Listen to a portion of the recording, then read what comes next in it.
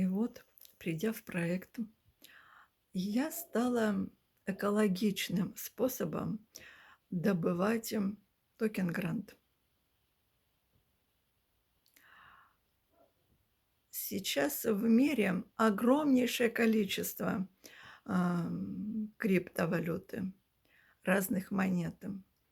Одни вот именно токены, другие уже как биткоин полноценные криптовалюты. Но тех криптовалют, которые, ам, скажем так, имеют какую-то цену, их мало. Их можно по пальцам пересчитать. А, Я не буду их пересчитывать. Кому это интересно, я думаю, сами найдете информацию в интернете, ее много. А я расскажу о своей истории. И вот стала добывать токен-грант. Добыча, как я уже сказала, происходила, да, в принципе, и продолжает происходить в нашем сообществе экологичным способом.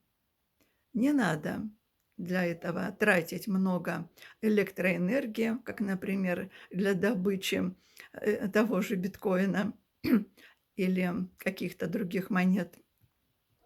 Надо всего лишь иметь а, свой телефон и выход в интернет. Все. Добывали мы токен грантом сообща. Не так, что, знаете, вот, как говорят, один в поле воин. Нет. Мы строили сообщество, мы помогали друг другу. Причем в нашем сообществе не только добыча, а мы еще и сплотились как друзья. Люди, которые никогда друг друга не знали и понятия не имели, что существует такой человек в мире. Мы узнали друг друга. Мы настолько сдружились, что даже мы онлайн проводили дискотеки. Да, мы как стали одной большой семьей. И как в семье, в любой, в нормальной, всякое бывает. Мы и ссорились, и расставались. И, как я уже изначально сказала, что главным условием, быть, в проекте — это вера. Но находились и многие скептики, находились и те, которые, доказывали, что это не так. Много всего было за те годы, что вот, мы создавали проект. Вернее, создаем. Создание продолжается. У нас на пути нашего создания, а, были ошибки, были успехи. Мы многому радовались, радовались как дети. И да, были ошибки, а как без них? Я очень часто в таком случае вспоминаю Эдисона, который лампочку создал.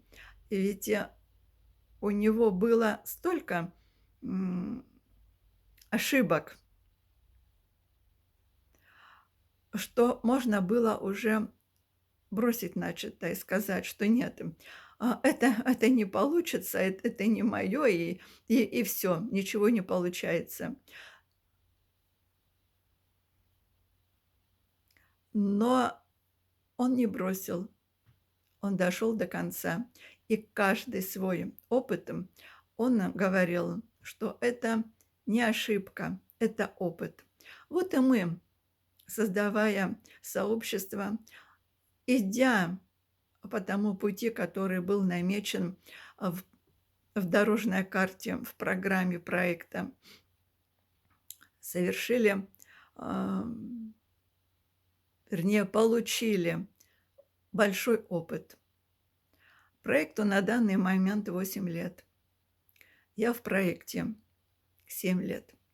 И хочу сказать, что проект меня сделал из, м, женщины, которая но всегда была где-то, знаете, там незаметная. Меня никогда никто не замечал. В школе как будто, знаете, меня не было. Ну, не видели меня. И так вот по жизни всегда. Как будто вот, знаете, ну, вроде бы есть, я-то себя чувствую, что вот она я, а люди меня не видели. А вот благодаря проекту у меня проснулись какие-то лидерские качества, и я в проекте стала одной из 10 лидеров. Ста стала, создавать свою команду. Она у меня выросла до, нескольких тысяч человек.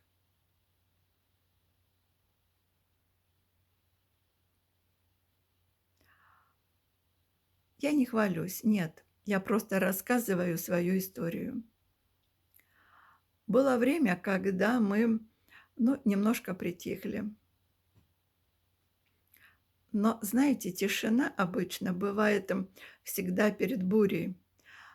Тишина нужна для того, чтобы пере программировать себя, перенастроить, а, проанализировать, что было, сделано не так, а, пересмотреть свои ошибки и с новой силой приняться за дело.